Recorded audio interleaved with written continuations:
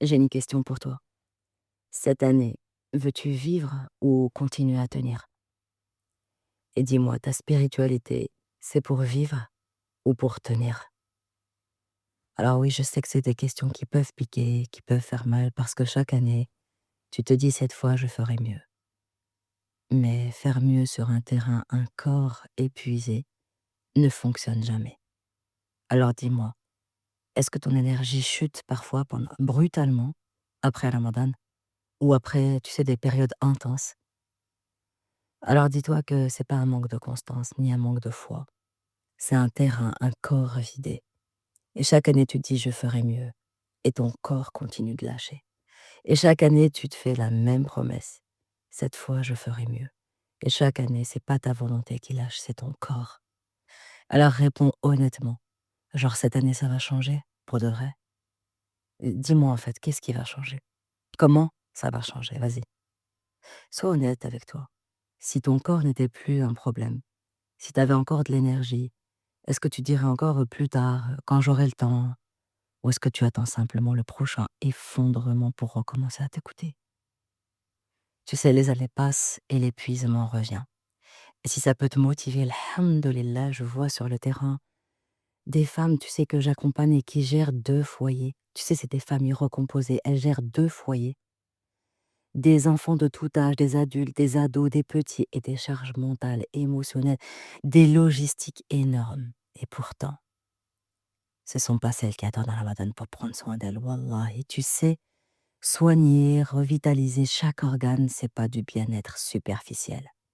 C'est ce qui stabilise les émotions, apaise les relations et rend la foi vivante, incarnée, constante. Tu sais, ces femmes, elles attendent pas d'être à bout. Elles s'entretiennent comme on entretient une maison précieuse. Et elles prennent soin d'elles toute l'année. Alors écoute-moi bien. Tu n'es pas faible, tu n'es pas instable, tu manques pas de discipline.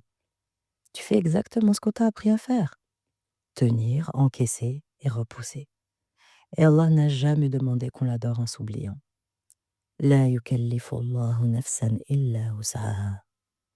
Dans Surat al-Baqarah, Surat 2, verset 286, Allah nous le rappelle, Allah n'impose à aucune âme une charge supérieure à sa capacité. Et si ton corps est épuisé, c'est pas un manque de foi, c'est un signal que tu as ignoré trop longtemps. Alors je vais te poser des questions, réponds-moi honnêtement. Est-ce que t'attends le Ramadan ou les vacances? Ou pire encore, t'attends de tomber malade pour t'écouter enfin? Alors si oui, ben, c'est plus du repos, hein, t'en es bien consciente. C'est de la survie différée. Et tu tiens toute l'année, tu ignores la fatigue, tu repousses les signaux du corps, puis quand une pause arrive, bah, tu t'écroules. Un corps équilibré n'attend pas l'autorisation d'un mois sacré pour respirer. Alors est-ce que ton énergie chute brutalement après le Ramadan? C'est une vraie question. Tu sais, c'est pas un manque de constance, c'est un terrain, un corps vidé. Oui, tu donnes plus que d'habitude, plus de prières, plus de sommeil. Excuse-moi, moins de sommeil, plus d'efforts. Et tu le fais sur un corps déjà épuisé. Alors c'est quoi le résultat forcément? Le corps encaisse et puis il lâche. Alors oui, je sais, hein, que tu multiplies les formations, les thérapies, les méthodes, les podcasts. Alors je sais, hein, mais tu retombes toujours dans la même fatigue. En fait, le problème, c'est que tu travailles la tête, mais pas le terrain corporel. Tu sais, tu comprends beaucoup de choses, tu analyses, tu conscientises, mais ton corps, lui, continue de porter, hein, ce que ton mental comprend. Quand tu es irritable, à bout, fatigué, est-ce que tu te dis: «Ouais, c'est pas normal, je devrais mieux gérer»? Tu sais, la fatigue, l'épuisement, c'est un organe qui parle, c'est une émotion stockée, c'est une énergie épuisée. Un corps qui est soutenu, eh ben, il crie pas, il coopère. Si tu t'es reconnu dans plusieurs de ces points, bah, je viens de citer, bah, écoute bien, t'as pas besoin de faire plus, hein. Je t'invite à faire autrement. Quand Ramadan arrive, on voit partout, tu sais, cure pour Ramadan, détox pour Ramadan, préparation spirituelle pour Ramadan. En fait, moi, je voulais plus accompagner des femmes à tenir 30 jours pour ensuite s'effondrer 335 jours. Ça, c'est pas de la spiritualité, c'est de la maltraitance corporelle déguisée en piété. Et c'est pour ça que j'accompagne l'une après l'une, chaque mois, en groupe. On écoute le corps, on soutient, on revitalise chaque organe vital. On régule les émotions qui sont stockées, parce que oui, dans chaque organe, il y a une émotion qui est stockée, et on recharge l'énergie, le sang, la stabilité. Tu sais, ça fait plus de 15 ans que j'accompagne des milliers de femmes qui ont changé, sinon j'aurais changé de métier, wallahi. Alors aujourd'hui, regarde-toi avec honnêteté. T'es pas avec dureté, hein, avec lucidité. T'avances, mais t'es fatigué. Tu pries, mais t'es souvent vidé.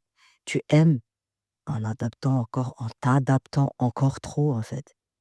Tu tiens, ouais, plus que tu ne vis.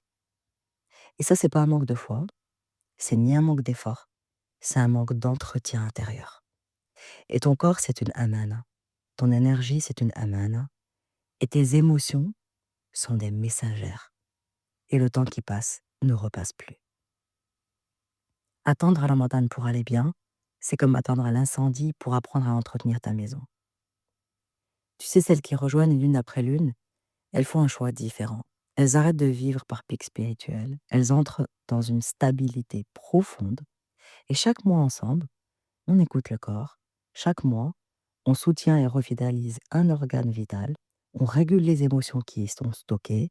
On recharge l'énergie, la stabilité intérieure. Et du coup, le résultat, c'est quoi? C'est une foi alignée, un corps et un quotidien équilibré. C'est un rythme de vie, en fait. Tu sais, avant, l'une après l'une, elles arrivent avec de la fatigue chronique, des émotions en montagne russe, une motivation très fragile, une spiritualité irrégulière, tu sais, des relations sous tension, en fait. Et subhanallah, après 2-3 mois, 2-3 mois dans l'une après l'une, à l'unanimité, les témoignages, ils sont unanimes, le corps est plus stable, les émotions sont tempérées, les décisions sont plus claires, la foi, elle est incarnée et elle est quotidienne. Il y a de la présence, il y a de la douceur, il y a de la constance. Et surtout, elles ne reviennent plus en arrière, c'est terminé. L'une après l'une, c'est un abonnement du cœur, c'est libre, c'est sans engagement, c'est sans pression.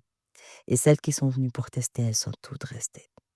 Pas par obligation, hein, parce que la transformation était réelle, durable et pour la vie. Et si ce n'était pas le cas, bah, crois-moi, j'aurais changé de métier depuis longtemps. Ça fait plus de 15 ans que j'accompagne des milliers de femmes, des corps qui se réveillent, des cœurs qui se stabilisent, alhamdoulilah, des vies qui se réalignent. Et l'une après l'une, c'est plus attendre d'aller mal. C'est choisir de se respecter maintenant, chaque mois, toute l'année, toute la vie. Et d'avance, je te dis bienvenue à toi dans l'une après l'une, Inch'Allah. Ton corps sait déjà, ton cœur aussi, et il te remercie tous les deux. Le prophète alayhi salam était un homme de constance. Les œuvres les plus aimées d'Allah, il disait, sont celles qui sont constantes, même si elles sont peu nombreuses. Et la constance ne se construit plus en un mois, elle se construit l'une après l'une. Alors je te pose la vraie question. Cette année, veux-tu vivre ou continuer à tenir? Parce que chaque année, tu te dis, cette fois, je ferai mieux. Mais faire mieux sur un terrain épuisé, un corps mort, ne fonctionne jamais. Ce qui fonctionne, c'est changer de mouvement. Ya Allah, apprends-nous à t'adorer sans nous détruire et rends-nous attentives aux signes de nos corps. Aide-nous à honorer la amana que tu nous as confiée et ne fais plus de nous des femmes qui survivent l'année et espèrent pendant la Ramadan, ya Allah. Si cet épisode a mis des mots sur ce que tu n'osais plus dire, alors mets une note, laisse un commentaire. C'est ce qui permet à d'autres femmes aussi de le trouver et de multiplier les hasanats avec moi. Et si tu veux arrêter de survivre et commencer à vivre, alors rejoins l'Unaptana. On ne se soigne plus un moelle. On se prend en main tout calé. Et c'est pour la vie. Prends soin de toi parce que tu es précieuse. Et surtout rappelle-toi que tu es bien plus et que tu vaux bien plus que ce que tu fais et ce que tu montres. Prends soin de toi. Tu es précieuse.